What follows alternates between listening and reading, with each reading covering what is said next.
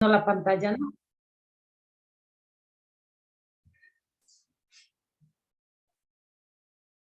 Ya. Entonces vamos a ver este tema. Recién estamos en el tercer tema del módulo de ginecología. Realmente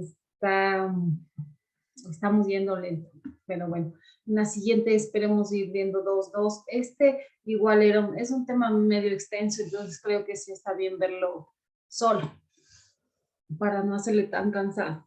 Es extenso porque incluye como clínica del cáncer ginecológico, pero el cáncer ginecológico incluye el cáncer de útero, cervix y endometrio, incluye el cáncer de ovario y también incluye el cáncer de mama. Cada uno tiene diferentes factores de riesgo, cada uno tiene diferente etiología, diferente diagnóstico, entonces realmente son 4 temas. Vamos a iniciar con generalidades. Un cáncer ginecológico es cualquier cáncer que se origine en los órganos reproductores de la mujer. Cada tipo de cáncer es ginecológico, presenta signos y síntomas específicos de cada tipo, así como factores de riesgo distintos. Las estrategias de prevención son diferentes. Todas las mujeres tienen riesgo de contraer cánceres ginecológicos. El riesgo aumenta con edad. Si los cánceres son detectados en una etapa temprana, el tratamiento va a ser más eficaz. Eso sí lo comparten todos los tipos de cánceres. Mientras más temprano sea la detección, mucho mejor el pronóstico, mucho mejor la respuesta al tratamiento. Vamos a iniciar con el cáncer de cervix. El cáncer de cervix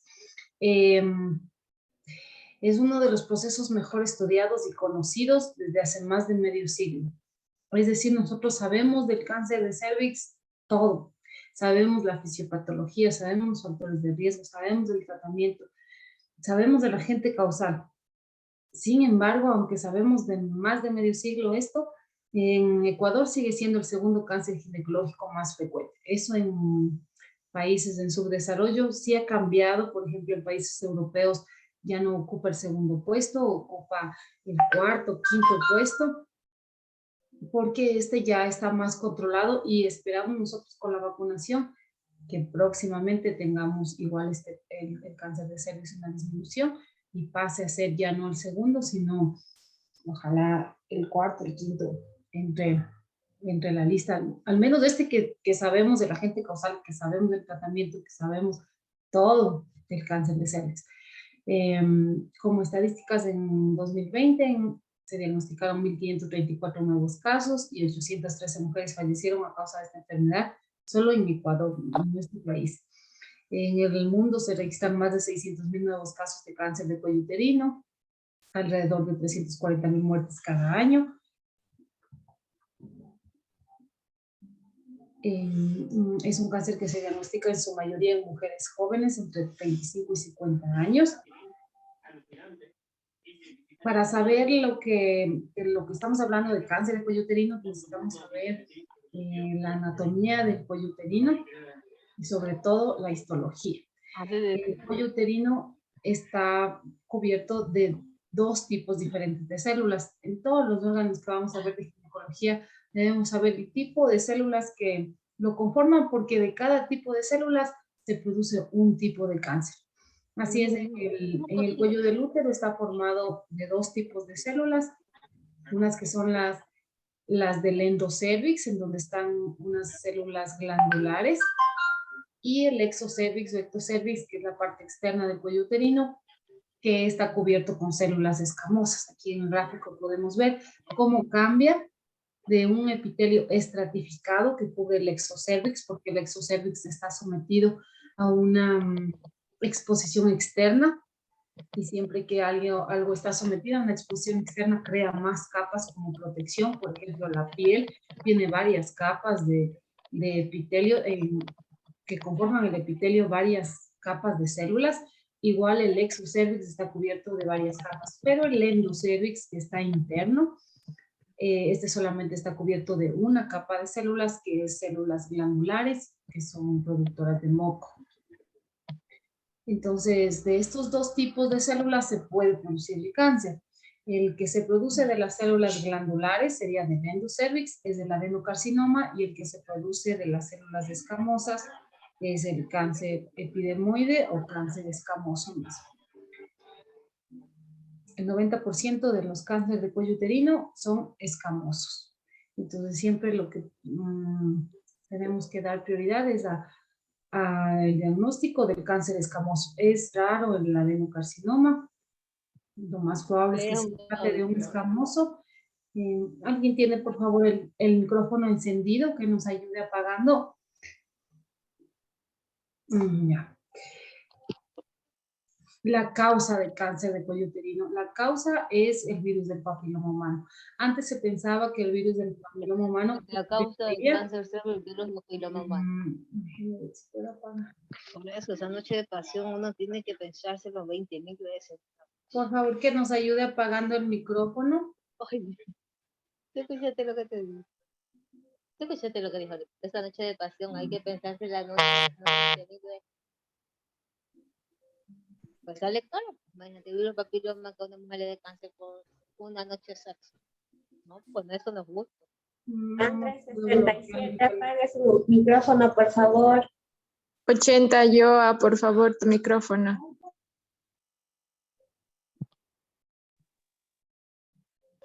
Ya le desactivé. Gracias. Ya, la causa es el virus del papiloma humano. Les había mencionado que antes se lo creía como que solo participaba en proliferar el cáncer, pero ahora se sabe que es el que causa, está presente en el 100% de los casos, es decir, si nosotros combatimos el virus del papiloma humano, desaparecemos del cáncer. Incluso no solamente causa el escamoso, que es el prevalente, sino también el adenocarcinoma. O sea, todos los tipos de cáncer de cuello uterino están producidos por el virus del papiloma humano. Del virus del papiloma humano son un grupo de virus en donde hay más de 200 serotipos.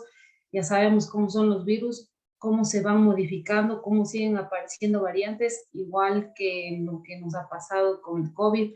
No es uno solo, a cada momento hay cambios, y solo con que cambien algo de su estructura, ya se convierten en un serotipo diferente. Hay dos grupos de HPV de transmisión, los de riesgo bajo, los de riesgo alto. Los de riesgo bajo no logran producir cáncer. Sí son un problema de infección. El cáncer, el papiloma humano se transmite por relaciones sexuales. Es una enfermedad de transmisión sexual, pero la ventaja es que la mayoría de serotipos del HPV no logran desarrollar cáncer. Únicamente los serotipos de alto riesgo son los que van a causar cáncer, aunque lo que sí se ha visto es que siguen apareciendo más que serotipos de alto riesgo. Los de bajo riesgo generalmente lo que causan son las verrugas, es decir, si nosotros vemos los condilomas, en algunas pacientes sabemos que los condilomas son por el virus del papiloma humano, pero estas verrugas no le van a producir cáncer, porque están producidas por serotipos de bajo riesgo, principalmente el 6 y el 11. Los de alto riesgo sí causan cáncer. El serotipo 16 y el 18 están presentes en el 70% de todos los cánceres. También hay el 31, 33, 35, 39, bueno, hay algunos, pero principalmente los que nosotros sabemos que causan cáncer, que es el 16 y el 18, son los que han sido la prioridad en tratar de erradicar. Una mujer que cuando ha iniciado su vida sexual está expuesta, un 80% de las mujeres a lo largo de su vida van a contraer el virus del papiloma humano. Es algo que ya no se ha podido controlar, esta diseminación del virus del papiloma humano, y lo que se trata ahora es de detectar a tiempo quién tiene el virus y sobre todo quién tiene el virus de alto riesgo para combatirle antes de que le provoque una lesión. Ahora, el virus del papiloma humano, muchas mujeres no ni se han enterado que tienen una infección, porque hay una ventaja que cuando la mujer está con buena inmunidad, logra desaparecer la infección de papiloma humano. No es como el VIH, que una vez que nosotros adquirimos el virus, no desaparece. El virus del papiloma humano desaparece. Nosotros podemos, con nuestra propia inmunidad, controlar al virus y hacerlo desaparecer. Pero también depende del serotipo. Los serotipos es el 16 y el 18, que son los cancerígenos, tienen una persistencia, y esa persistencia es lo que le hace desarrollar con el tiempo cambios cervicales, cambios celulares, por lo tanto aparece el cáncer. Es decir, el virus es un factor causal necesario, pero no es suficiente. Lo que le hace es volverse cancerígeno es la persistencia. Y esta va a depender de los cofactores, que son, primero, el tipo de HPV, el que sea los más agresivos, el 16 y el 18. Segundo, del estado inmune de la mujer que lo adquirió. Tercero, del consumo de tabaco, es un cofactor importantísimo. Aquí en el país no hay tanto tabaquismo en las mujeres. Sin embargo, en países como Argentina, hay mujeres que sí consumen bastante tabaco, una cajetilla, 2 cajetillas al día, y ese sí es un cofactor que aumenta el riesgo, sumado el consumo de tabaco más el virus del papiloma humano, va a producir la persistencia y por lo tanto el inicio de cáncer. Otro cofactor es el uso de anticonceptivos, pero durante largos periodos de tiempo. Se ha descrito durante más de 10 años de utilizar los anticonceptivos, principalmente los anticonceptivos orales, es un factor de riesgo. El que sea multípara, el elevado número de embarazos. Los signos y síntomas, por lo general el virus del papiloma humano no provoca síntomas, por eso es que en muchas mujeres pasa desapercibido, incluso nunca se enterarán que ha tenido, si es que este no ha sido el persistente y el de alto riesgo, porque ya probablemente lo desapareció. La enfermedad pasa desapercibida en estadios iniciales, solamente en fase tardía, cuando ya aparece una lesión, puede aparecer un sangrado vaginal anormal, una secreción vaginal abundante, dolor durante las relaciones sexuales, pero cuando ya tenemos una lesión visible, una lesión macroscópica. ¿Cómo vamos a hacer la prevención del cáncer de cuello uterino? En este tipo de cáncer es donde mejor deberíamos trabajar en la prevención, porque es posible erradicar el 100% del cáncer si nosotros eliminamos el virus del papiloma humano en esa paciente. Tenemos 3 tipos de prevención: la prevención primaria, la prevención secundaria y la terciaria. Vamos viendo cada una de estas prevenciones.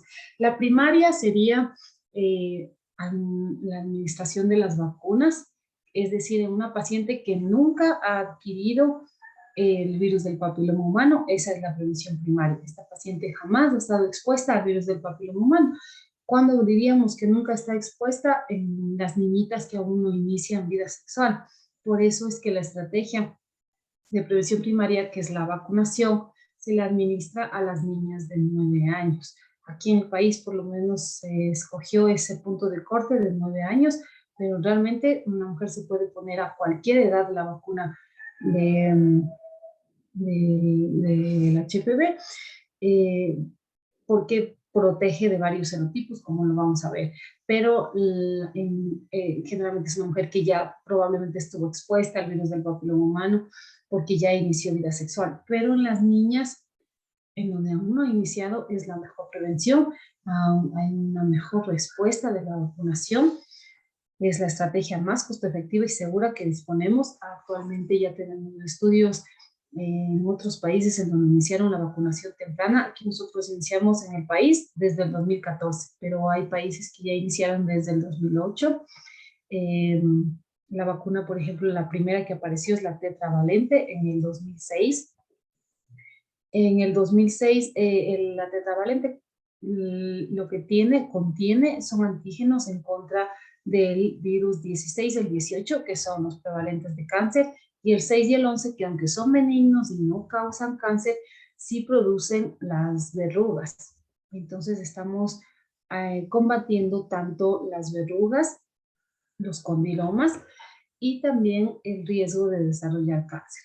Esa es la primera que apareció. En el 2009 apareció Cervarix, que es una vacuna bivalente, solamente tiene, esta no tiene antígenos contra el 6 y el 11, que se los ha considerado benignos, entonces únicamente contiene contra el 16 y el 18. La ventaja es que se vio con los estudios que aunque se administre solamente contra el 16 y el 18, hay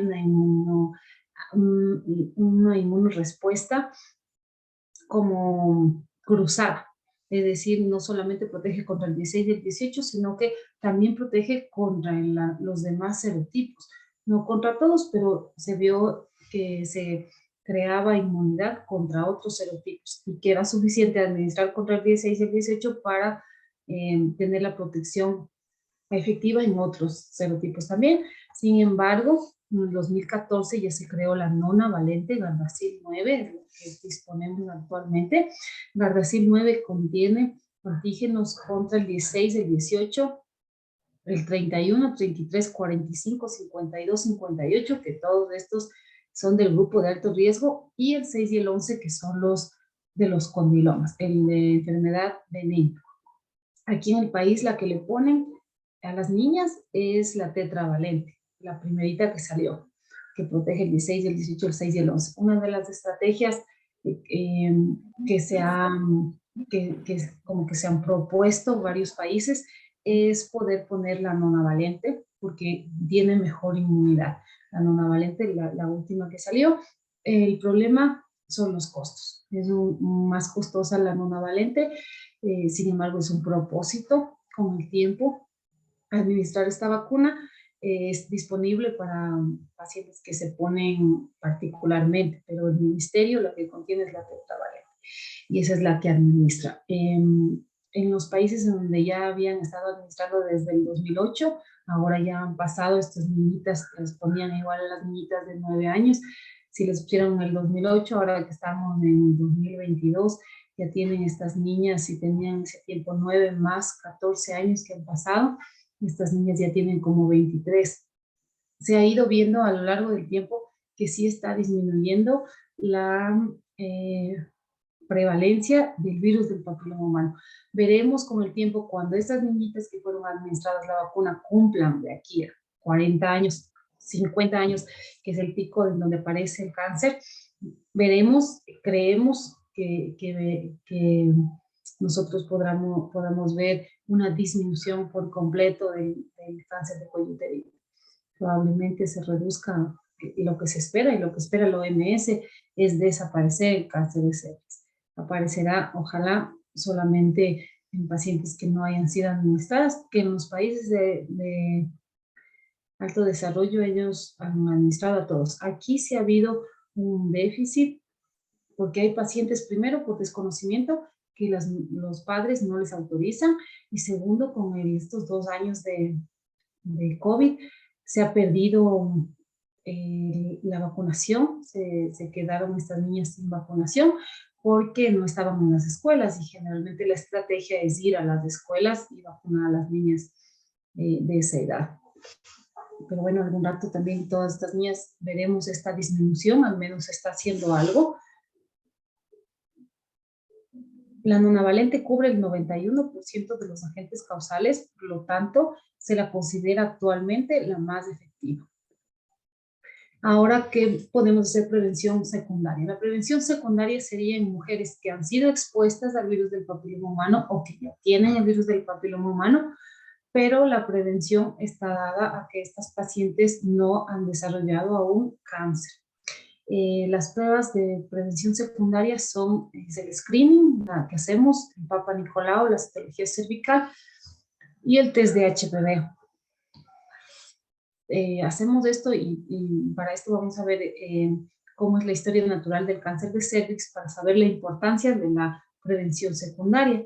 Ya en 1967 este autor Richard publicó que el cáncer cervical es el resultado final de una atrofia celular progresiva qué sucede en el epitelio de la zona de transformación cervical. Es decir, el cáncer de cuello uterino es tan simple que solo aparece y solo inicia en la zona de transformación cervical. No aparece en distintos lugares, no aparece dentro del cuello del útero, no aparece afuera, sino justo en la unión entre el exocervix y el endocervix.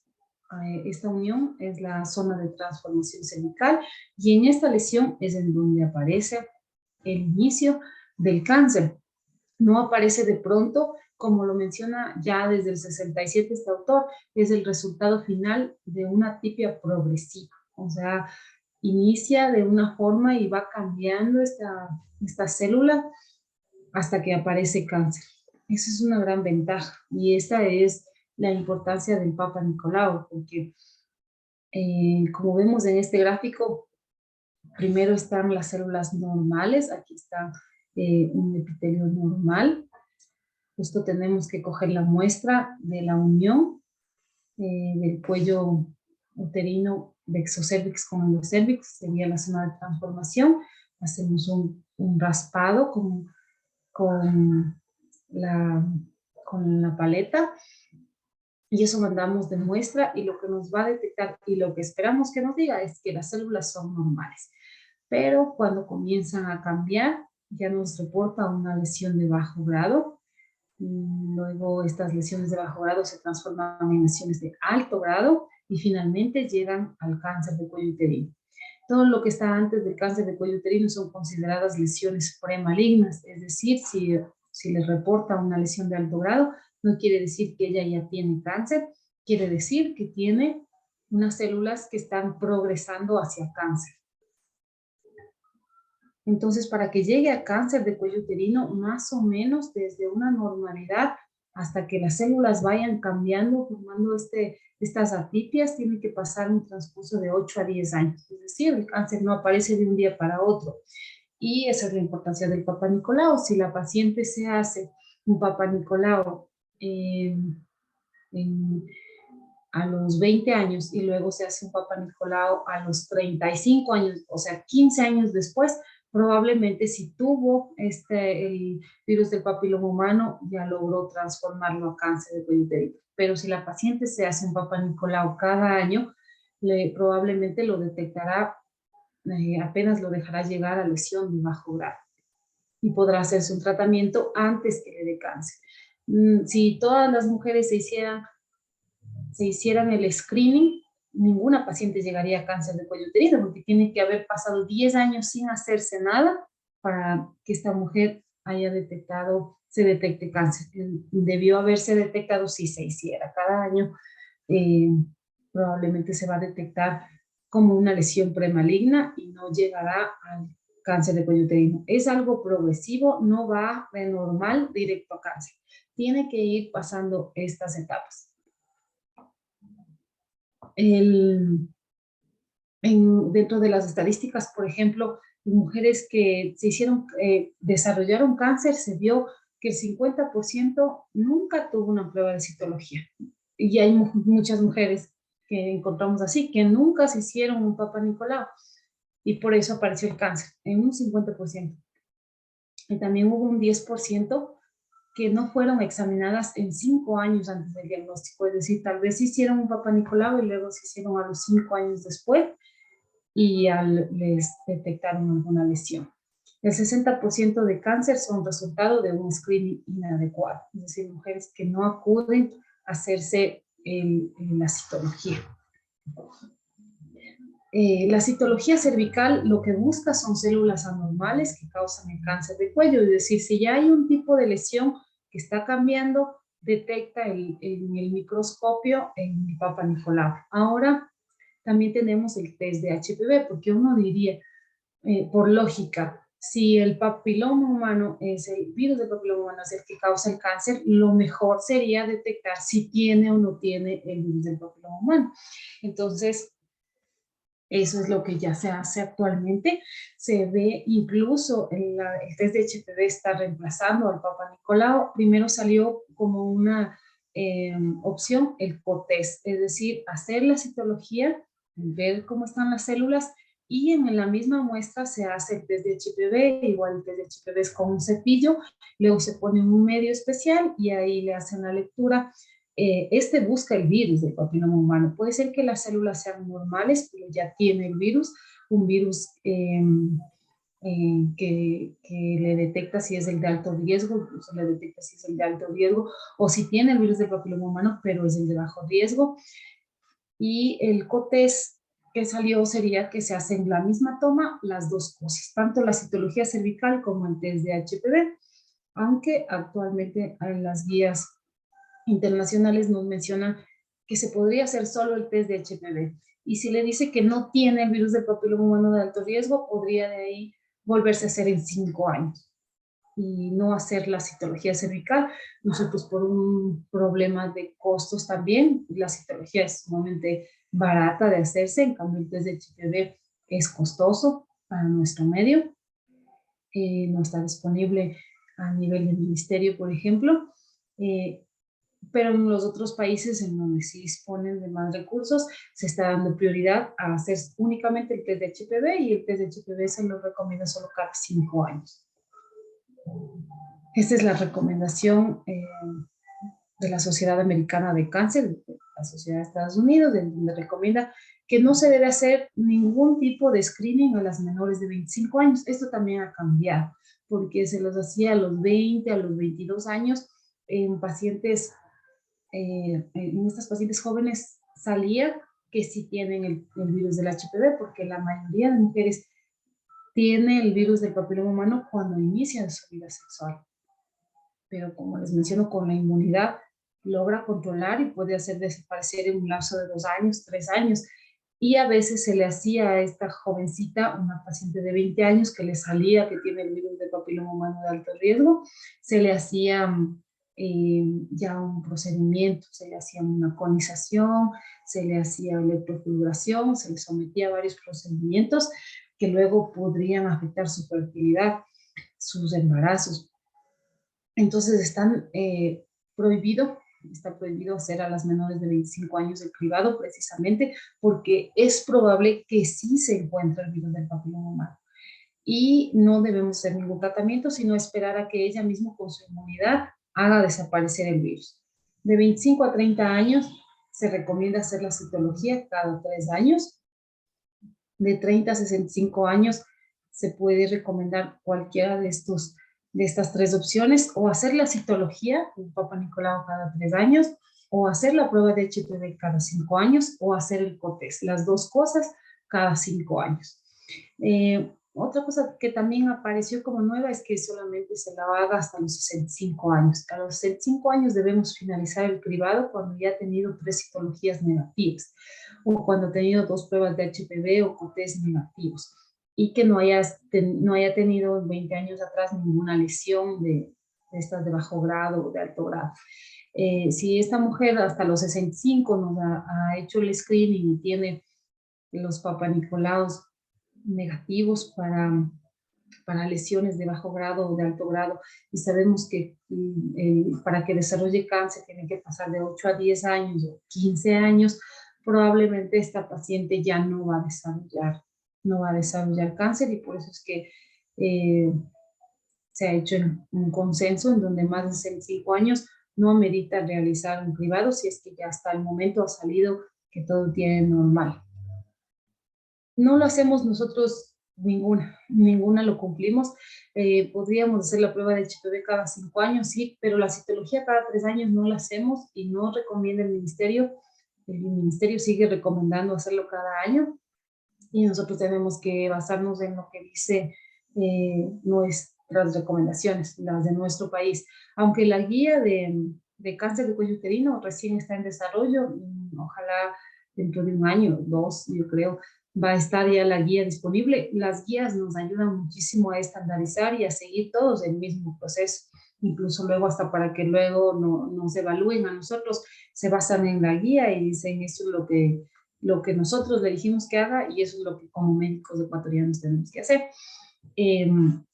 basándose, claro, en las mejores evidencias. Y por eso es lo que debemos seguir las guías. No hay guía de cáncer, casi no hay de ninguno, creo que no hay de ninguno, Lo que sí hay está en desarrollo sobre todo esta de cáncer de cuello uterino, en donde se incluye cuándo debemos vacunar, cuándo debemos hacer la citología, pero se sigue recomendando cada año en nuestro medio porque no hay un estándar de calidad para el manejo de las muestras de Papá Nicolau. Entonces se cree que no, en el 100% no son de buena calidad. Cuando nosotros le damos un resultado y le decimos a la paciente, no, el Papa Nicolau suyo salió normal, como revisa como la nomenclatura que nos dan es el Bethesda, nos dice Bethesda negativo, que significa que tiene células completamente normales, pero no está pasado por un filtro de calidad. Entonces se lo recomienda seguir haciendo cada año. Se lo recomienda seguir haciendo cada año por estos problemas que pueden pasar. Muchas veces igual en el centro de salud no envían rápido la muestra, tarda mucho tiempo en llegar y hay mujeres que no regresan por el resultado y luego si se pierde ese resultado de los 3 años y se hace recién a los 6 años, puede ser que a los 6 años ya tenga una lesión. Entonces nosotros seguimos recomendando cada año. La prevención terciaria sería cuando ya la paciente tiene el virus del papiloma humano y ya tiene cáncer. Si ya tiene cáncer, bueno, el tratamiento del cáncer ya es un tratamiento especial, eso ya lo maneja el área de oncología, podrá ser tratado con cirugía, con radioterapia, con quimioterapia, y ese sería el último escalón de la prevención en cáncer de cuello uterino. Eso, en cáncer de cuello uterino. No sé si tienen preguntas sobre el cáncer de cuello uterino. Doc, ¿cómo está? Muy buenas tardes. Una preguntita. Cuando una paciente X, pongámosle 25 años, ha sido detectado con el virus del HPV, luego ya hizo el tratamiento, o sea, con electrofulguración. Luego de eso, ¿cuáles son los pasos a seguir luego de ya haber sido diagnosticada y tenido ya un tratamiento? Ya, si una mujer ha sido diagnosticada y ya recibió tratamiento, el tratamiento le sirve para erradicar completamente el virus del papiloma humano. Claro que esta paciente tendrá que hacerse citologías más repetitivas, por ejemplo, se le recomienda hacerse cada 6 meses hasta tener 3 controles que ya le mencionen que no tienen ningún tipo de lesión. También se hace la detección de HPV de alto riesgo cada año por 3 años hasta que tengan negativos, y lo más importante que se le recomienda a esta paciente es que se ponga la vacuna. La vacuna, aunque ella haya tenido aunque haya tenido un serotipo de alto riesgo, no tuvo todos los serotipos de alto riesgo, entonces la vacuna le va a proteger de adquirir nuevamente el virus del papiloma. Además, le crean, aunque haya sido el mismo, aunque haya adquirido el 16, también le vuelve a proteger contra el mismo 16 porque le crea inmunidad tanto humoral como celular. Son 2 tipos de inmunidad las que crea la vacuna y le va a proteger de futuras recidivas.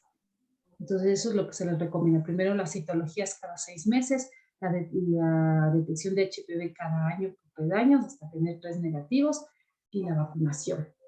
Claro que la vacuna, el problema es el costo y es algo que no le cubre el ministerio. Tiene que ponerse por su propia cuenta. Buenas tardes, doctora. Quiero hacerle una pregunta. ¿Cuál es la prueba de screening que usted le recomendaría a una paciente de 42 años que no haya iniciado su vida sexual aún? Ya, a una paciente que no ha iniciado vida sexual no está indicado realizar el Papa Nicolau ni la detección del virus de HPV. El virus de HPV es una adquisición únicamente por relaciones sexuales. Antes, bueno, se puede adquirir también al nacimiento cuando da un problema de papilomatosis laringea, pero es otro tipo de sintomatología. Y para verificarlo de cáncer, aunque esta paciente puede desarrollar, por ser para no haber tenido hijos, otros tipos de cáncer, como vamos a ver, el cáncer de ovario, el cáncer de endometrio, que son diferentes, pero un screening para virus de papiloma humano y precisamente para cáncer de cervix no se le recomienda ningún tipo de screening. Doctora, le hago la pregunta porque existen especialistas que mandan a realizar de edades tempranas que no han iniciado su vida sexual y aún mantienen la virginidad, lo que es un PAC virginal. Sí, sí, sí, lo hacía, porque yo incluso cuando yo estaba en el internado hacíamos a las monjitas, las monjitas, bueno, hay monjitas que sí han tenido relaciones, pero hay monjitas que nunca han tenido relaciones sexuales y se la hacía y se le ponía un espéculo virginal, que realmente se llama virginal, pero lo que es solamente más delgado. O se lo hacía sin espéculo y solo se ponía el hisopo, pero realmente las nuevas recomendaciones indican que no es necesario. Es necesario hacerle tal vez una ecografía. Tiene más riesgo de desarrollar otros tipos de cáncer, pero el screening del papiloma no se lo hace. No se lo debe hacer. No hay las recomendaciones en ninguna de las guías. Ya, voy a ver aquí en el chat. Ah, ya es la que ya me preguntó, del screening a una paciente de 42 años, no. La vacuna tiene efectos secundarios. Salieron algunos artículos al principio y por eso se negaron muchos en recibir la vacuna en sus países, pero ninguno fue atribuido a la vacunación, ninguno fue atribuido a la vacuna y ahora se lo pone ampliamente. No tiene ningún efecto secundario, no, incluso no da fiebre el día de la colocación, no da no se pone rojo el brazo, no, nada, no da efectos secundarios la vacunación. ¿Ya? Una última consultita, disculpe, con respecto a la vacuna. Tenía algunos docentes que nos habían comunicado que la vacuna solo era efectiva en pacientes que no hayan iniciado su vida sexual, pero usted ahora nos aclara que se debe poner a cualquier edad o incluso también a personas que ya hayan tenido el virus del papiloma humano.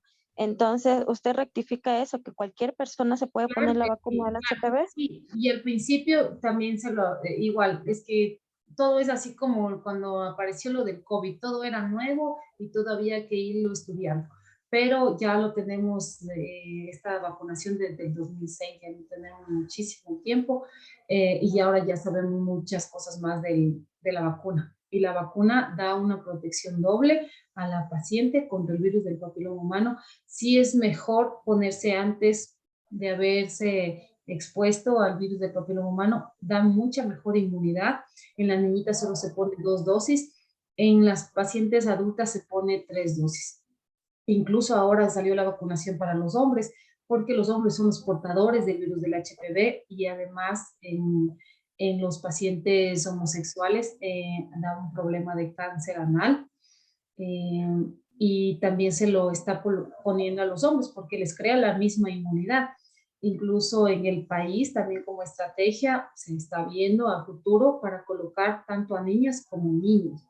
Era algo también que apareció después de que se lo podía poner a los niños, que sería muy bueno, ahí sí completamente erradicaríamos desde los portadores, que son los hombres.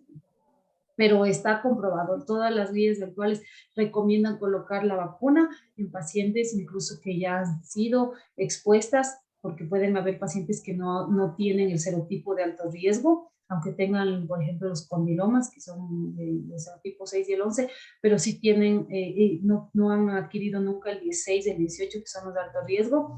Además, en las que también ya han tenido, aunque hayan tenido, como les mencioné, el 16 o el 18 y han sido sometidas incluso a una colonización, para evitar las recidivas se les recomienda que se ponga la vacuna.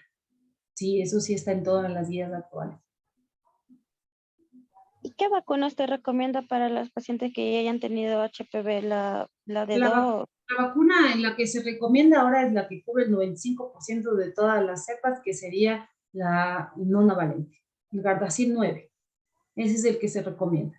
El 4 es el que están poniendo a las niñitas y es una estrategia, ojalá se logre luego poner la 9, la nonavalente a las niñitas también, pero la 4 es la que se está poniendo. Pero la que se recomienda en las pacientes es la nonavalente.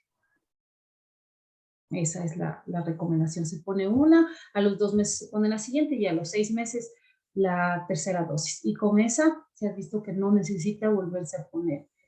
Toca ver, todavía está en estudio, le digo que hasta que las niñas cumplan los 40 años y veamos realmente. Recién salió un artículo, no hace mucho, creo que fue la semana anterior, en donde publicaron que ya se han visto los primeros resultados a largo tiempo y que sí hay una disminución, al menos en la prevalencia del serotipo 16-18, de los que causan el cáncer.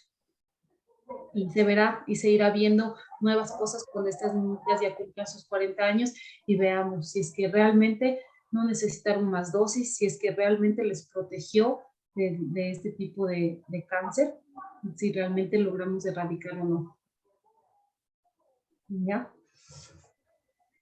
¿Alguna otra pregunta de cáncer de cervix?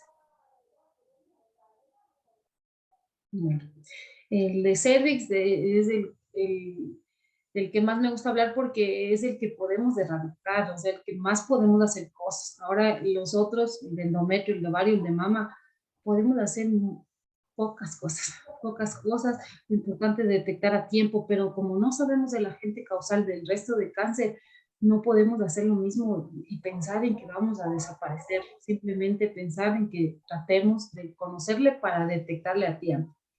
Ya, entonces este es el cáncer de endometrio. Doc, disculpe, una última consultita Bien. sobre el cáncer de cervix. Una paciente que ya haya tenido el HPV, ¿es obligatorio a la pareja hacerle la peneoscopía? No es obligatorio. Lo más probable es que sí le haya pasado su pareja, pero puede ser que le haya pasado una pareja anterior. Entonces, en la paciente que ha sido detectada, la forma de detectar en el hombre es hacerle la peneoscopía. Le toman una muestra y también le detectan qué serotipo tiene. Entonces, como en él no va a producir, es bajo el tipo de cáncer, porque también puede dar cáncer de pene, pero es muy bajo, entonces ellos generalmente no se hacen más. No se hacen más sino la mujer, porque ella está predispuesta a tener cáncer de pene. Pero si es una pareja, no sabemos de cuál pareja se contagió, pero si es única pareja, entonces sí se le recomienda porque ella ya se hace el tratamiento y se puede reinfectar. Lo que se recomienda es la vacuna para evitar esta recidiva, pero sí es también importante que la pareja participe de que se haga la periscopía. Ese es el diagnóstico del hombre. Muchas gracias, Doc. ¿Ya? Otra vez está por ahí un micrófono encendido. Ya. El cáncer de endometrio. Ya estamos ahora en el útero mismo, pero más adentro. El útero está formado de miometrio, que es la capa externa, la capa de músculo, y el endometrio, que es la capa interna. Hay una serosa también le cubre, que a veces se lo llama perimetrio, que sería solamente la capita delgada que recubre el miometrio. Pero lo importante es esta parte muscular, que es la parte gruesa, y el endometrio, que es la capa interna. Vamos a hablar sobre el cáncer de endometrio. Durante el ciclo menstrual, como ya lo vimos en el anterior, durante el ciclo menstrual, el estrógeno causa que el endometrio se haga más grueso. El estrógeno producido por el ovario actúa en estas células endometriales, haciendo que haya una fase proliferativa, dada por la FSH, que aumenta la capa de endometrio. Todo esto con el fin de que si hay embarazo, tenga en dónde asentarse el nuevo embrión. Si no surge embarazo después del día 14, más bien este estrógeno disminuye, se produce la progesterona por el cuerpo lúteo y esto causa que este revestimiento del endometrio más bien pierda su crecimiento y sea desechado, o sea, viene la menstruación. Entonces el endometrio sufre varios cambios durante el ciclo menstrual y eso lo hace que su tipo de cáncer de endometrio sea sumamente complejo. No es tan simple como el de cáncer de cervix, en donde están fijas las células, sino que estas células son muy variables. Y por eso también aparecen varios tipos de cáncer de endometría. Los tipos de cáncer se pueden dividir en diferentes tipos de acuerdo a la función de la histología. Por ejemplo, el endometroide, que ocupa el 75 y 80%, tiene de varios subtipos. el adenocarcinoma ciliado, secretorio, papilar, adenocarcinoma con diferenciación escamosa, el seroso papilar, el mucinoso, el de células claras, células escamosas, mixtos, indiferenciado. Vemos que hay muchos tipos de cáncer endometriales, pero el principal es el endometroide. El endometroide ocupa el 75-80% del cáncer de endometrio, entonces siempre pensamos primero, así como en el cáncer de cuello de útero, primero pensamos que es un escamoso, porque es el 90% del tipo de cáncer de cervix.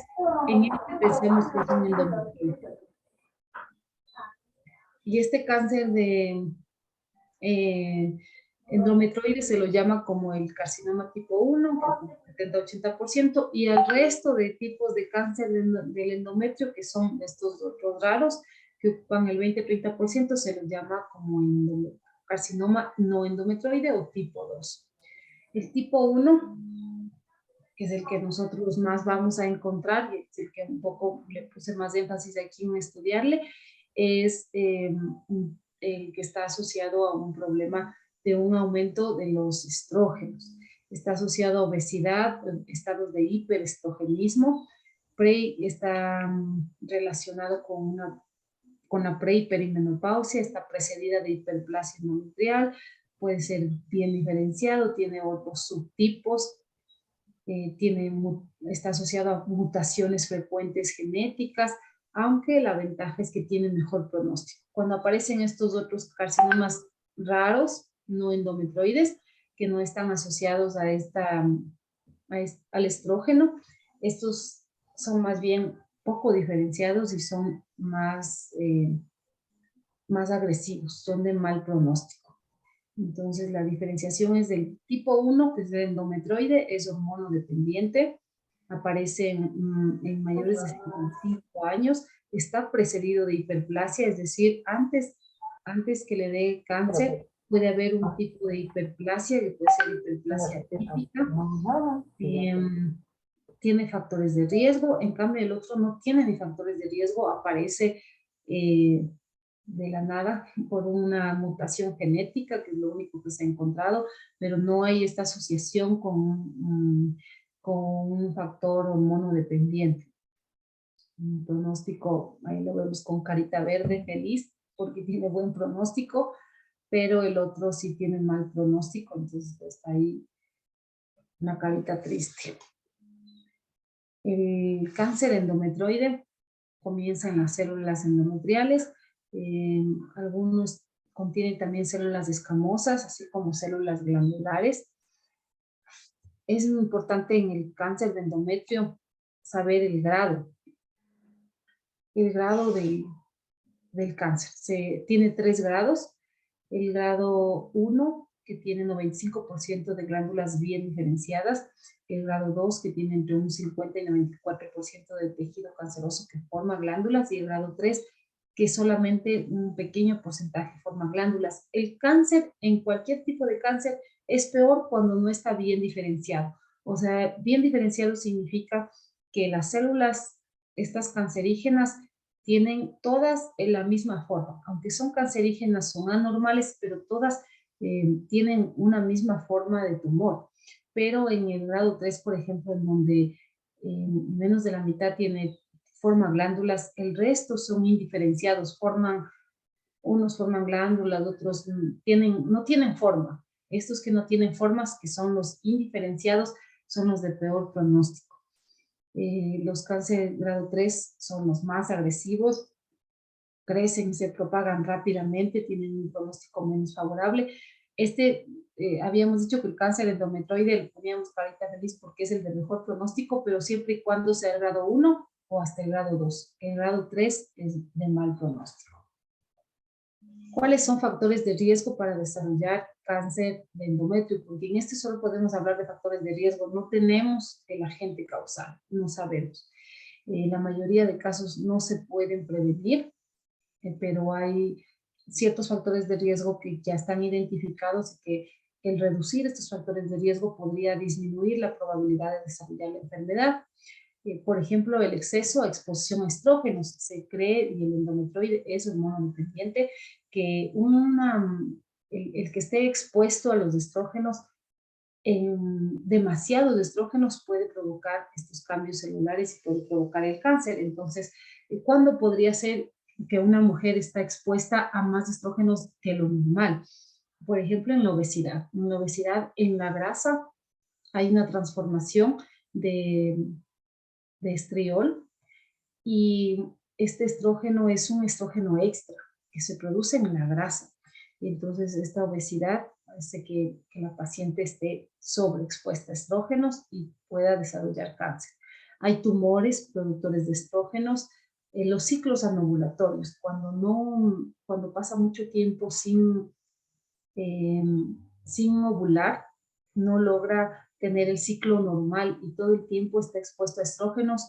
Cuando ya sale el óvulo es cuando los estrógenos disminuyen, pero si no sale el óvulo, los estrógenos van creciendo y creciendo más, puede provocar un mayor sangrado y también este hecho de que está sobreexpuesto a los estrógenos. También cuando la paciente ha iniciado su menstruación muy temprana, por ejemplo, a los 10 años, hay mujeres que a los 10 años ya inician las menstruaciones, la menarquia temprana es más tiempo exponiéndose al estrógeno de cada mes, y también cuando la menopausia es tardía, mujeres que en la menopausia el promedio es de los 48 años, pero hay mujeres que a los 53, hay mujeres que a los 55 años recién dejan de menstruar y hasta ese tiempo están expuestos mes a mes al estrógeno. También se puede dar exposición a estrógenos exógenos, por ejemplo, cuando damos los estrógenos sin progestágeno, cuando damos en la sustitución hormonal que habíamos visto en el climaterio, y por eso los estrógenos sí son como de un manejo muy reservado solamente para pacientes que tienen síntomas severos, porque puede provocar algunos otros problemas como este del cáncer endometrial. Terapia con estrógenos combinados, terapia con tamoxifeno o fitoestrógenos, que son, el tamoxifeno se utiliza, por ejemplo, en el cáncer de mama, y este también influye aumenta los estrógenos. Todo lo que tenga que ver con un aumento de estrógenos es un factor de riesgo para desarrollar cáncer endometrial. Aquí está una mnemotecnia de los factores de riesgo. Primero los estrógenos, la exposición a estrógenos. Y todo lo demás es como que está asociado mucho al tiempo que pasa expuesta a los estrógenos. Por ejemplo, la nuliparidad. Si nunca ha tenido un embarazo, quiere decir que todos los meses estuvo expuesto a estrógenos. En cambio, un embarazo le hace pasar los 9 meses sin estrógenos porque está con el embarazo, le hace pasar un año en algunas sin menstruación porque está en periodo de lactancia, y esta disminución de la exposición a estrógenos es lo que le hace ser un factor de protección. Entonces, los estrógenos, la nuliparidad también se ha visto en la diabetes, la obesidad, porque les mencionaba de los estrógenos, la menarquia precoz y tardía. ¿Por qué? El tamoxifeno, el que haya tenido riesgo de cánceres previos, y la anovulación. Hay otros que no están muy ligados, por ejemplo, el tabaco, los anticonceptivos. No hay artículos que los mencionan, pero no se ha visto una relación estadísticamente significativa. Entonces, lo que más predomina y lo que sí se ha quedado es esto de la exposición a estrógenos. Esos sí son factores de riesgo que están estadísticamente estudiados. ¿Cuáles serían los signos y síntomas? Igual que en el cáncer de cervix, los signos y síntomas únicamente aparecen cuando ya está instaurado el cáncer. En este no hay lesiones premalignas que nos puedan decir que va o no a desarrollar cáncer. No hay una forma de hacer un screening como hacemos el Papa Nicolau o la detección de HPV en el cáncer de cervix. En este únicamente cuando aparecen síntomas probablemente es porque ya está instaurado el cáncer. En el 90% de los cánceres endometriales aparece el sangrado genital. Ese es el primer síntoma que llama la atención, que es el que se estudia y por el que se llega al diagnóstico. En menos de 45 años puede ser como está menstruando, pero puede ser que tiene un sangrado persistente, algún factor de riesgo, y que tiene irregularidades menstruales, que tiene un sangrado que no para después de la menstruación, sino que persiste. es más difícil hacer el diagnóstico. En las postmenopáusicas es más fácil porque son pacientes que ya no estaban sangrando y de pronto presentan un sangrado. Lo primero que hay que pensar es en cáncer de endometrio. En una paciente de 60 años que inicia a sangrar, siempre se piensa inicialmente, hasta que no se demuestre lo contrario, que probablemente tiene un cáncer endometrial. También puede aparecer una secreción vaginal purulenta, síntomas inespecíficos, por ejemplo, dolor abdominal, alteración del tránsito gastrointestinal, clínica respiratoria, un síndrome constitucional con pérdida de peso, astenia, anorexia. También en el Papa Nicolau se puede a veces detectar células glandulares atípicas y cuando ya está el cáncer instaurado, también es, pero cuando ya está instaurado, ¿no? Cuando ya está con las células ya se han vuelto cancerígenas, se elimina en ese sangrado y eso se puede leer en el Papa Nicolau y nos puede decir, hay células compatibles con adenocarcinoma, hay células glandulares atípicas, es decir, esas células glandulares endometriales que salen por el cuello del útero son detectados en el Papa Nicolau. ¿Cómo se hace el diagnóstico? Primero, la paciente va a consultar, es por un sangrado ginecológico anómalo. Esa es la principal característica, el 90% se presenta así.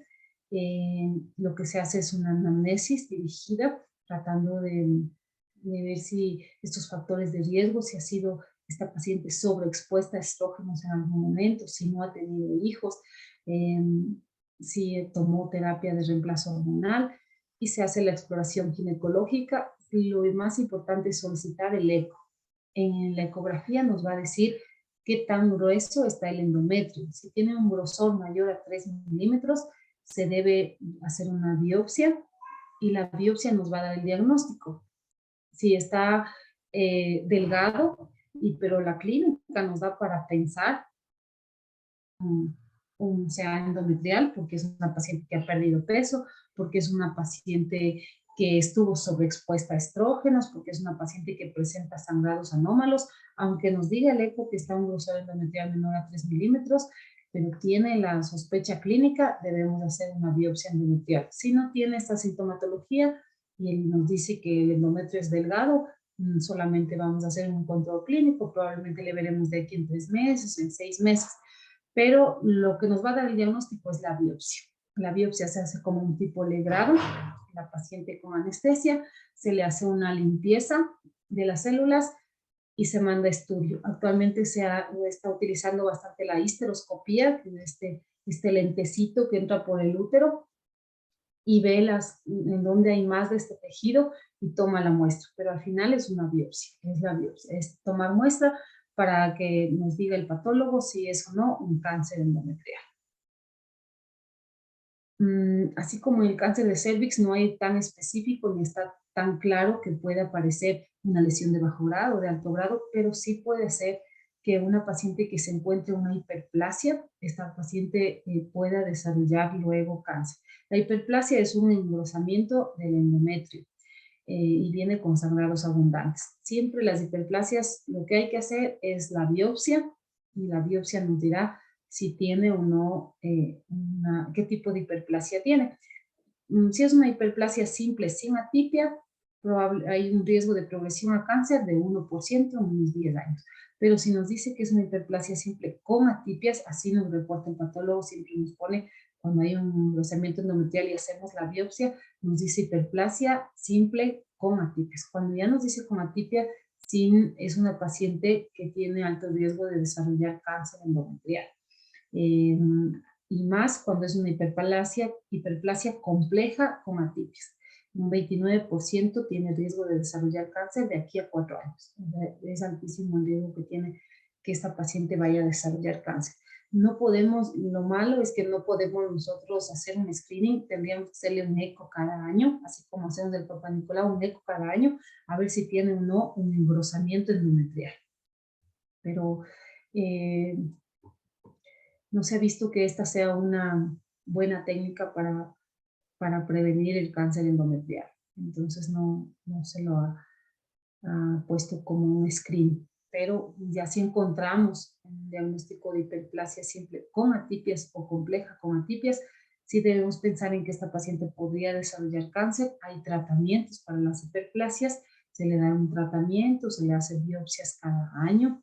Es diferente el manejo cuando ya se ha encontrado una hiperplasia. Pero no todos los cánceres están precedidos de hiperplasia. Ya, eso en cuanto al cáncer de endometrio. No sé si tienen alguna pregunta de cáncer de endometrio. Aunque lo mencionan en las estadísticas que se desarrolla más a partir de los 50 años, hay mujeres jóvenes que desarrollan cáncer endometrial. Y el cáncer endometrial no tiene nada que ver con el virus del papiloma humano. Muchas veces es, como es genético, y hay mujeres jóvenes que nunca han tomado anticonceptivos, que nunca han recibido estrógenos extras, pero pueden desarrollar cáncer endometrial en pacientes jóvenes también.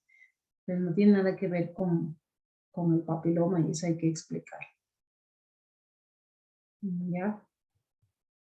No sé si tienen alguna pregunta de cáncer endometrial. Ya. Bueno, Buenas tardes. Por bueno, favor, una pregunta. Quiero saber de por qué es un factor de riesgo en pacientes que tienen menopausia tardía. Ya. Tanto la paciente que tiene menarquia temprana, o sea, inicia sus menstruaciones muy pronto, como la paciente que termina las menstruaciones muy tardíamente, en cada mes la paciente se expone a los estrógenos. Cada mes, en la mitad de ciclo, está con estrógenos en alta cantidad. Y la segunda mitad generalmente predomina la progesterona y viene la menstruación. Esta exposición de cada mes es la que se prolonga en las pacientes que iniciaron muy pronto la menstruación o en las pacientes que terminan muy tardíamente la menstruación. Es por la exposición a los estrógenos que tienen el riesgo de desarrollar cáncer, porque pasaron más tiempo expuestas mes a mes a los estrógenos. Igual que lo que pasa en las pacientes que nunca han tenido hijos, no pasaron este tiempo que pasan las embarazadas y la lactancia sin tener el ciclo menstrual, sino que todos los meses de su vida tuvieron ciclo menstrual. Eso les hace que tengan un problema de factor de riesgo de exposición a estrógenos por más tiempo que otra mujer que tal vez tuvo 5 hijos. Entonces, esta paciente que sí tuvo 5 hijos pasó casi 2 años sin menstruar en cada hijo. Serían como 10 años que pasó sin ciclo menstrual, sin exposición a estrógenos, y por eso es que tiene un factor de protección en comparación con la que no ha tenido hijos y que pasa mes a mes con la exposición a los estrógenos. Es por eso, todo tiene que ver, muchísimo tiene que ver con la exposición a los estrógenos a la que tiene esta paciente. ¿Ya? Gracias, doctora. Ya, vamos a pasar al cáncer de ovario. El cáncer de ovario también es un problema porque solo se lo detecta cuando ya está instaurado el cáncer. Los ovarios, que son la fuente principal de las hormonas femeninas, estrógeno y progesterona, y los ovarios son los que los producen. Además, los ovarios producen y almacenan los óvulos. Esas son las principales funciones del ovario. Los ovarios tienen 3 tipos de células. Entonces, de estos 3 tipos aparecen los cánceres. Entonces, hay un montón de tipos de cáncer histológico de ovario. Los principales son los de tumores epiteliales. Como vemos en este gráfico, está cubierto el ovario de un epitelio superficial. De este epitelio pueden originarse los tumores epiteliales. La mayoría de tumores de cáncer de ovario son de este origen, del epitelio. Hay otros cáncer de las células germinales, o sea, de los óvulos que contiene este ovario, y otros están originados en las estructuras que sostienen a los óvulos. Puede ser, por ejemplo, estas células de la granulosa o del tejido conectivo que está dentro del ovario sosteniendo a los óvulos. Y por esto se derivan 3 tipos de cáncer de ovario. Los tumores epiteliales, que son el 90% de los casos. Los tumores de las células germinales, que son los tumores de los óvulos. Y los tumores estromales, que son las células de la granulosa. Lo malo es que estas células son las que producen los estrógenos. La ventaja es que estos tipos de cáncer son raros, solamente afectan un 10% de los casos. Entonces, el principal, y volvamos a los anteriores para recordar, en cáncer de cervix el principal es el cáncer escamoso. Cuando hablamos de cáncer endometrial, el principal es el endometroide, que es hormonodependiente. Y en cáncer de ovario el principal es el tumor epitelial. Los raros son los germinales y los estromales.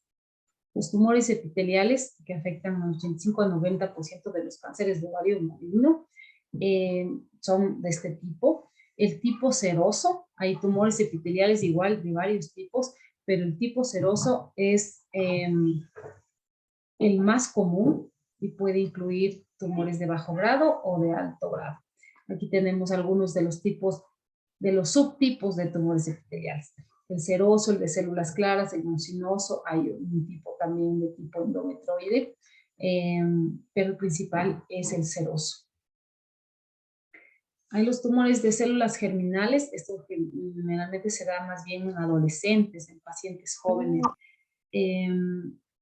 afecta entre los 20 y 29 años. Son raros los de células germinales, son de un buen pronóstico, generalmente se lo detecta porque son una masa que está en el ovario, no es raro que se disemine, más bien se quedan dentro del ovario. Estos son, por ejemplo, el teratoma. Los teratomas, hay los teratomas inmaduros que son cáncer, porque los teratomas maduros son tumores benignos, pero los teratomas inmaduros, como vemos en la primera gráfica, pueden contener dientes, pueden contener grasa, pueden contener pelos. Es horrible, los teratomas cuando se abren, realmente es algo feo de ver un teratoma. Generalmente está encapsulado, esa es la ventaja. Tiene una cápsula gruesa y se saca completo, pero ahora que se hace por laparoscopía, muchas veces lo revientan adentro y se ve como, claro que lo revientan dentro del guante ya, y se ven los pelos, se ve la grasa, se ven los dientes, para poder sacar por laparoscopía. También hay las células, los disgerminomas, que son de buen pronóstico también. Una paciente que tuvo un disgerminoma y le operaron, es un tipo de cáncer, le operaron, perdió el ovario, pero ella luego de una quimioterapia y de haberse extraído todo el tumor, ella tiene incluso fertilidad normal, y luego tiene su vida normal porque tiene un ovario que está bien, no tienen por qué sacarle los ovarios los dos, solamente le sacan ese tumor y tiene buen pronóstico los de células germinales. Y los estromales, que también son raros, menos del 1% de los cánceres de ovario son de tipo estromal, es decir, de estas células que sostienen a los óvulos, generalmente son los de las células de la granulosa, que pueden desarrollar mucho estrógeno. Más bien este estrógeno, este tumor, puede dar cáncer endometrial también, ¿no? O sea, sería doble tipo de cáncer del ovario, que produce mucho estrógeno y va a producir cáncer endometrial por este exceso de estrógenos. Hay los tumores de la teca, de la granulosa, las células de Sertoli y Levy, tienen buen pronóstico también, más del 75% de pacientes tienen larga sobrevida. Lo bueno de los estromales es que como producen mucho estrógeno, o hay también algunos que pueden producir testosterona, dan sintomatología. Tienen mucho estrógeno, entonces tienen mucho sangrado, tiene algún síntoma que lo hace que ya lo detecten antes, que ya lo hagan, que se haga una ecografía y le detecten el tumor en el ovario. Entonces estos tienen buen pronóstico precisamente porque se lo detecta rápido por la sintomatología que dan. Las causas, no hay, nuevamente, no hay una causa de cáncer de ovario.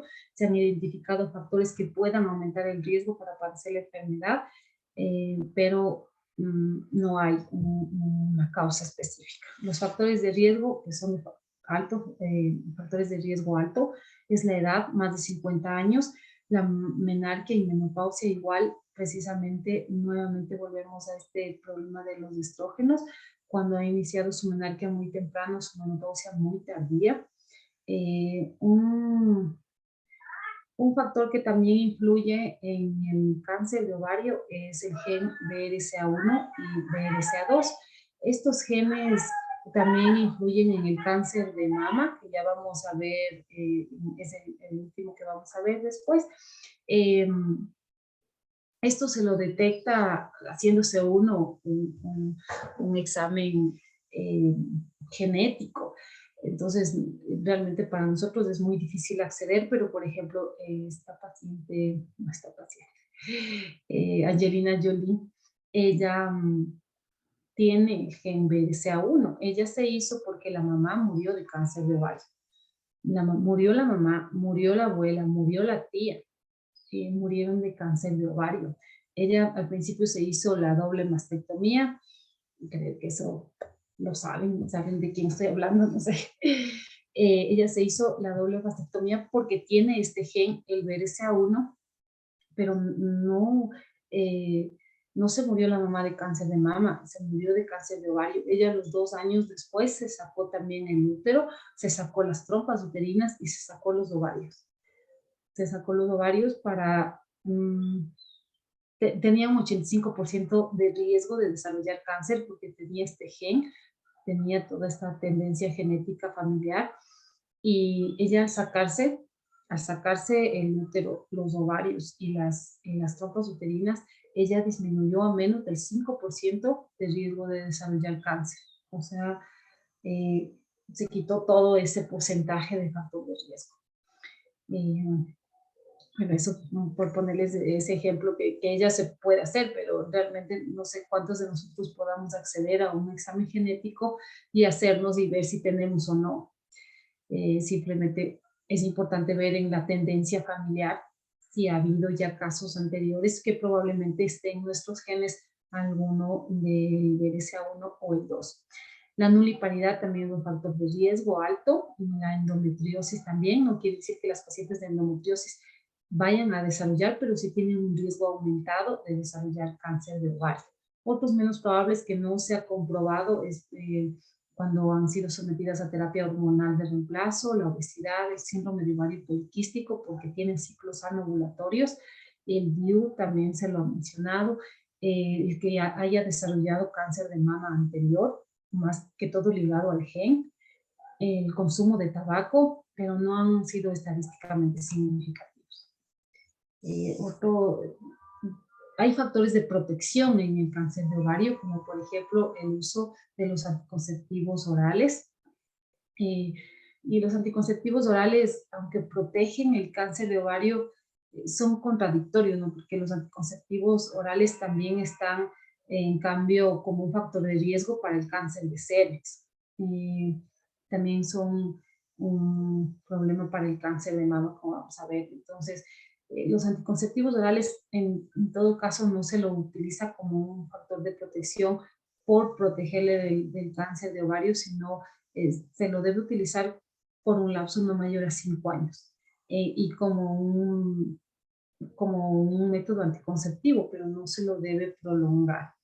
Y aunque dice que el factor de protección es cuando se lo utilizaron por más de 10 años para cáncer de ovario, pero vemos que tiene otros riesgos con otros cánceres, entonces solamente se lo recomienda por el uso de 5 años y nada más.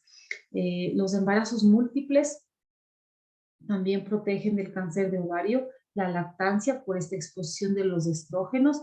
En este caso del ovario específicamente, en cada ciclo menstrual se rompe un folículo, se rompe el folículo, sale el óvulo y luego tiene que cicatrizar nuevamente.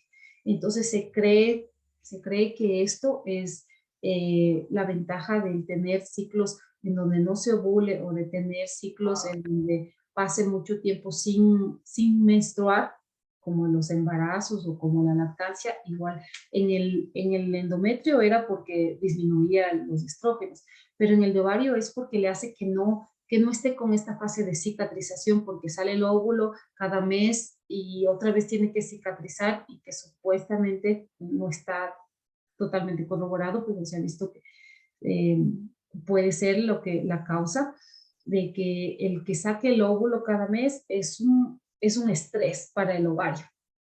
Es un estrés en el sentido de que tiene que volver a cicatrizar. Entonces, el quitarle este estrés al tener embarazos, muchos embarazos, como por ejemplo más de 5 hijos, el que esté con lactancia, entonces no ovula cada mes, no sale el óvulo, no sufre esta laceración del ovario, el ovario está quieto y eso es un factor de protección y es el mismo mecanismo por el que los anticonceptivos orales son un factor de protección. La histerectomía también es un factor de protección porque ya no estimula este útero con los estrógenos. El extraerse los ovarios, obviamente, pero sabemos que esos contienen el estrógeno y progesterona y es algo sumamente delicado el hacerse una extracción de ovarios porque si se extrae los ovarios se está perdiendo las hormonas y por lo tanto provocará una menopausia precoz, pero en factores de alto riesgo como la que tiene los genes y toda la tendencia genética, puede ser un factor que le va a proteger la extracción de ovarios. Y se ha visto también que está muy ligado las trompas uterinas, el epitelio de las trompas uterinas. También se le recomienda el realizarse la salpingectomía, es decir, que se saquen las trompas uterinas. Ya. No existen pruebas de cribado, o sea, no hay screening para ovario. Lo que se puede hacer es cuando una paciente está, un factor de riesgo también es el síndrome de Lynch. El síndrome de Lynch es un síndrome en donde se tiene tendencia a desarrollar cáncer de colon, cáncer de ovario, cáncer de mama. Y cuando ya ha aparecido un cáncer de colon, por ejemplo, esta paciente tiene riesgo de desarrollar síndrome de Lynch. O que tiene el gen BRCA1 o BRCA2, entonces en ella sí se hace un control más exhaustivo, entonces se le puede solicitar los marcadores tumorales o se le puede realizar ecografías anuales con el fin de detectar a tiempo el cáncer de ovario. Pero en pacientes que no tienen factores de riesgo, no hay ninguna prueba de cribado, ninguna recomendación de screening. Los signos y síntomas van a ser muy inespecíficos y solamente aparecen, lo malo es que aparecen cuando ya el tumor está en estadios avanzados.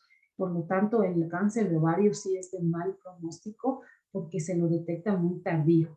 Los síntomas están dados más por la citis, que el cáncer de ovario da mucha citis, se llenan de líquido que parece, la paciente dice que está como embarazada porque se llena y es solamente líquido ascítico, o también hay tumores que crecen como un embarazo, crecen 15, 20 centímetros y dado ya el tumor que está formado es la sintomatología, entonces la paciente tiene hinchazón abdominal, dolor pélvico, disnea por la obstrucción, por el peso del tumor, puede tener trombosis venosa profunda, síntomas pélvicos, puede tener sangrado vaginal inapropiado. ¿Cómo hacemos el diagnóstico? Ya la paciente nos va a venir con algo de los síntomas, nos va a venir con la sintomatología de hinchazón abdominal predominantemente. Le vamos a hacer la anamnesis si la paciente tiene o no en la familia, ya ha tenido alguien con cáncer de ovario, le hacemos el examen físico, le solicitamos la ecografía, es muy importante la ecografía porque si en los ovarios no aparece masa, quiere decir que no tiene cáncer de ovario. Eso, si aparece masa, pero los ovarios están limpios, entonces no, el tumor de ovario siempre es dentro del ovario, siempre está dentro del ovario. Entonces lo más importante es ver cómo están los ovarios. Hacemos los marcadores tumorales, principalmente el CA125 y el HE4, los dos son los principales. Hacemos también alfa-fetoproteína, beta-HCG, para ver si no son tumores germinales. Y hacemos el antígeno carcinoma embrionario, principalmente para hacer un diagnóstico diferencial con el cáncer de colon, porque en el de colon se eleva el carcinoma embrionario. Hay ahora la calculadora en donde vemos el índice de Roma, que es muy específico de cáncer de ovario, en donde nos solicita saber si la paciente es menopáusica o no, y nos pide el valor del CA125, el valor del HE4, y entre los dos nos da un cálculo a ver si este tumor tiene riesgo de benignidad o de malignidad. Utilizamos muchísimo el índice de Roma. Ya cuando tenemos un diagnóstico de una masa en el ovario, entonces sí le solicitamos el resto de exámenes, tomografía, resonancia, podemos hacer el Papá Nicolau, el X de tórax. Nunca hacemos biopsia en cáncer de ovario y por eso es que con nosotros, por ejemplo, en el hospital, para nosotros transferir a una paciente a Solca, que no tenemos oncología en el hospital, para nosotros transferir a una paciente debemos tener el diagnóstico de biopsia en un tumor. Por ejemplo, en el de cervix, debemos tener la biopsia que nos diga qué tipo de cáncer es para nosotros transferir, igual en el de mama, igual en el de endometrio, pero en el de ovario es una excepción. En el de ovario no podemos hacer biopsia, solamente tenemos la sospecha clínica, o sea, la paciente tiene ascitis, tiene una masa en el ovario, tiene un CA125 aumentado, un H4 aumentado, el índice de Roma nos da positivo para malignidad, además la paciente puede ser que haya bajado de peso, tiene distensión abdominal, entonces la paciente tiene alta sospecha de malignidad de ese tumor de ovario y la paciente es referida sin biopsia. Y si nosotros hacemos la biopsia, eso consistiría en pinchar el quiste, en pinchar el tumor, y eso puede hacer que más bien se riegue más. Hacemos que este se disemine, además cambia totalmente el estadiaje porque rompemos la cápsula. Es lo peor que podemos hacer si nosotros le sometemos a esta paciente de un tumor de ovario a una biopsia. La biopsia tiene que ser, puede ser ya transquirúrgica, en ese momento se le hace la biopsia y le dan un resultado en ese momento de a ver más o menos qué tipo de cáncer es y se completa el procedimiento, porque en el cáncer de ovario le sacan los ganglios, le sacan las trompas uterinas, los ovarios, sacan el apéndice, todo lo que tenga que ver con nódulos ganglionares, donde puede estar diseminado el tumor de ovario. Pero nosotros, o sea, llegaríamos hasta hacer el diagnóstico clínico y nada más. Y de ahí mandamos al servicio de oncología, ya donde tendrán que hacerle ya los otros procedimientos. Eso en relación a cáncer de ovario. No sé si tienen alguna pregunta en cáncer de ovario.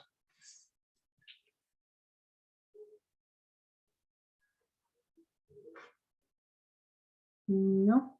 Bueno, vamos a finalizar con el cáncer de mama. No es mucho de cáncer de mama, porque tampoco es mucho lo que podemos hacer, sino simplemente detectar a tiempo.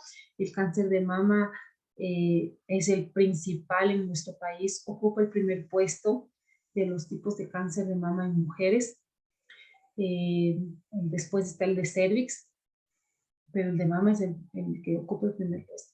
Entonces, es importantísimo que conozcamos sobre el cáncer de mama porque lo que necesitamos es hacer el diagnóstico oportuno, el diagnóstico temprano. Debemos saber que en la glándula mamaria hay 3 partes y por lo tanto, igual que en los anteriores, de cada parte se puede producir un tipo de cáncer.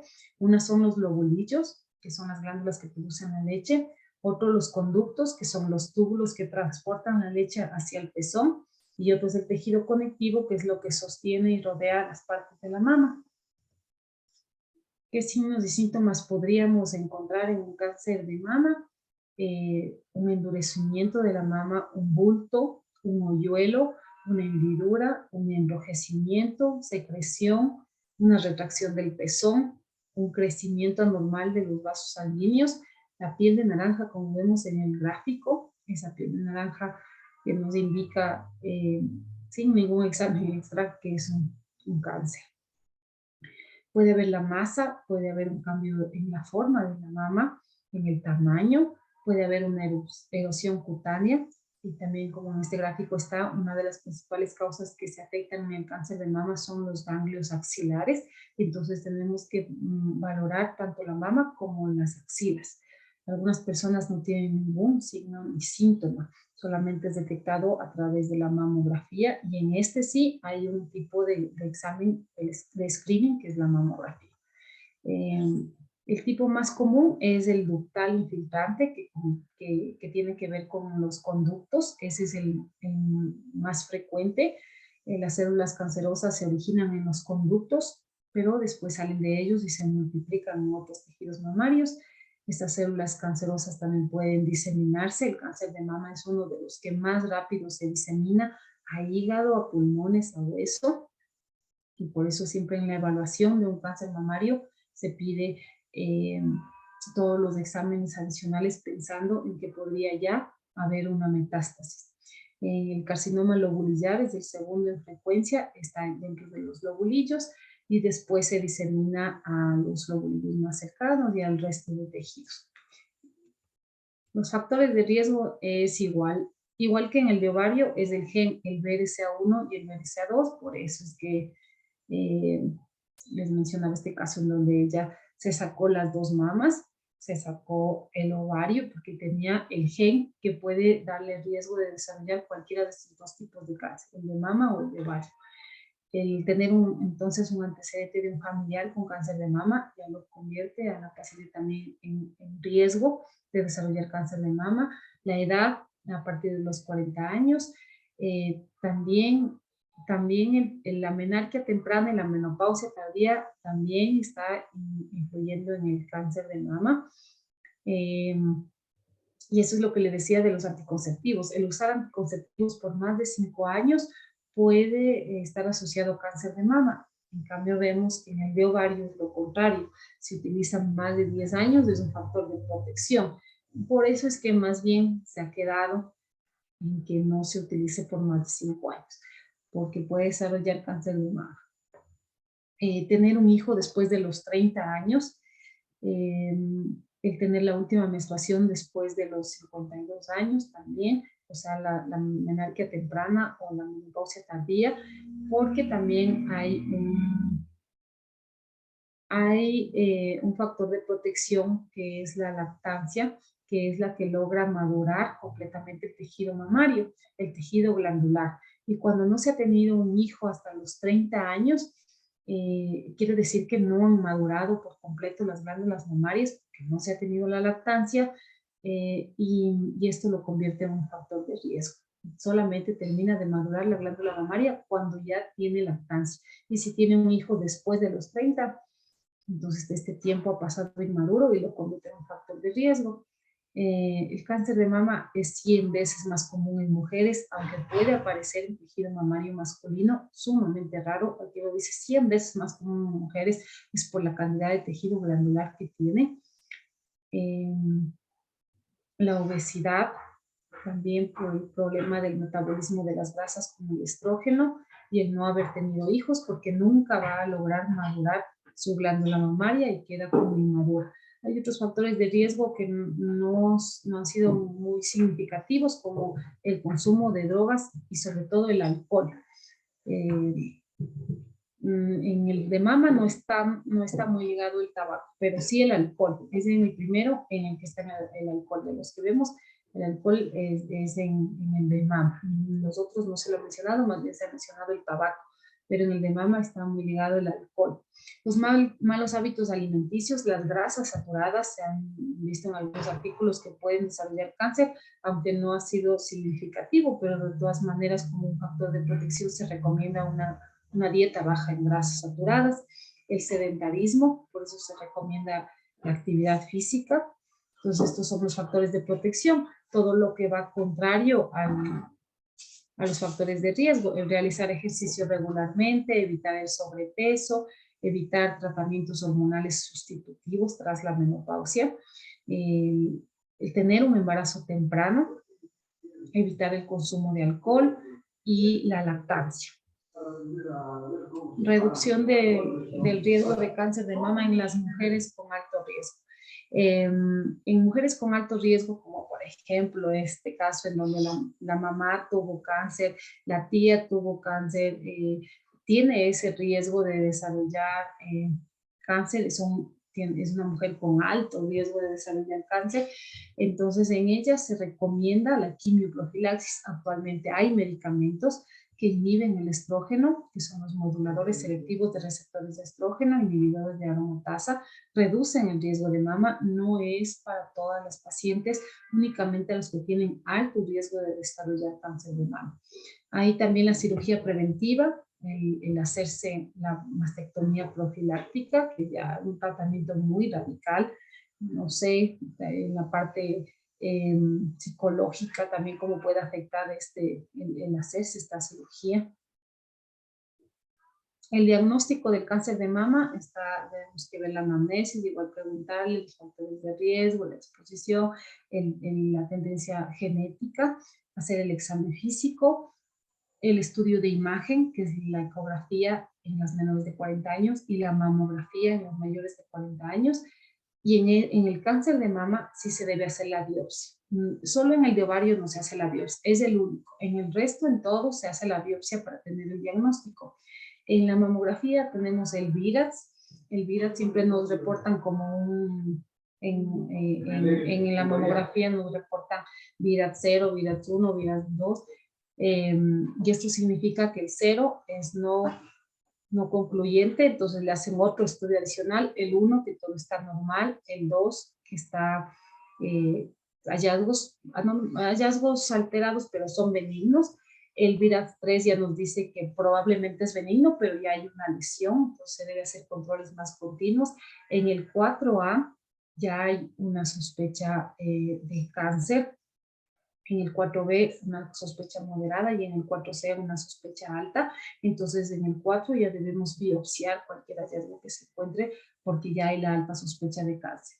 En el VIRAT 5 es el 95% de riesgo de que sea cáncer y en el 6 la malignidad comprobada. Es decir, el radiólogo nos da el diagnóstico. El radiólogo, si es una buena imagen, nos va a decir si tiene o no tiene cáncer la paciente. Y nosotros lo que haremos es, de acuerdo al VIRATS que nos dé el radiólogo, saber si tenemos que biopsiar o no ese hallazgo. Hay muchos fibroadenomas. Los fibroadenomas generalmente nos reportan como VIRATS 3. Quiere decir que hay un nódulo, hay un hallazgo, pero probablemente es benigno por las características que nos da la imagen. Entonces, en el VIRATS 3, como lo más probable es que sea benigno, muchas veces se hace la cirugía si es que amerita o se lo deja en observación sin necesidad de biopsiar. Pero desde el VIRATS 4 sí es necesario ya la biopsia porque ya nos dice que es sospechoso de malignidad. Y en este sí hacemos el screening. El screening consiste primero en la autoexploración mamaria, aunque no es suficiente la autoexploración. Siempre tenemos que decirle a la paciente que aunque sí es necesario que ella se conozca, que ella el análisis de sus glándulas mamarias, pero no es suficiente. Muchos hallazgos son solamente detectables por imagen, entonces tienen que ser sometidas a un screening de imagen, como mujeres entre 50 y 74 años de edad, aunque tengan un riesgo promedio de cáncer de mama. Las mujeres entre 40 y 49 años, cuando tienen factores de riesgo altos, se lo recomienda y menores de 40 pueden hacerse ecografía, pero en pacientes de riesgo, porque se encontró ya un nódulo, porque se vio un cambio, no es necesario en las menores de 40 que se hagan cada año un estudio. No se recomienda mamografía menores de 40 porque la mamografía lo que ve es una radiografía del tejido mamario y en las pacientes jóvenes que tienen mucho tejido glandular no se ve nada en la mamografía, se ve blanco. Entonces no sirve de nada hacerse mamografía en pacientes muy jóvenes. Lo que se hace es el eco mamario que nos va a dar más información, pero sí nos ayuda en las pacientes después de los 50 años porque el tejido glandular es reemplazado por un tejido graso y la grasa se ve muy clarita en la radiografía, en la mamografía. Y ahí sí se lo detecta claramente cualquier tipo de lesión. Ya por ejemplo, aquí tenemos una incidencia del cáncer en Solca desde el 2014 al 2018. Primerito está en mujeres el cáncer de mama y luego está el cáncer de cuello de útero. Luego está el de glándulas tiroides, también es de alta prevalencia y muchas veces se ubica recientemente en una de Quito, una estadística de Quito, está segundo el de glándula tiroides y tercero el de cuello de útero, pero el de mama sigue estando primero, ese no cambia, está en primer lugar, tenemos alta incidencia de cáncer de mama en nuestro país. ¿Ya? Muchas gracias, no sé si tienen alguna pregunta de estos otros tipos de cáncer.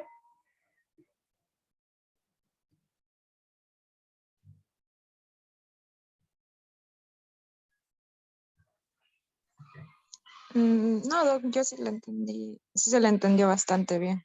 Bueno, realmente son extensos, son de cada tipo de cáncer hay muchas cosas, no me enfoqué nada de tratamiento, porque de tratamiento sí hay muchísimas cosas y como el tema dice más bien evaluación clínica y prevención es lo que más me enfoqué, pero ya si queremos ver clasificación, tratamiento, es realmente súper extenso esto de cáncer. Bueno, espero que haya quedado claro y ya veríamos en la siguiente semana cómo nos organizamos para el resto de temas. ¿Ya? ¿No hay ninguna pregunta? Listo. Bueno, estaba muy claro, dice. Ya, hasta luego, chicos, entonces. Gracias, doctora. Hasta luego. Gracias, doctora.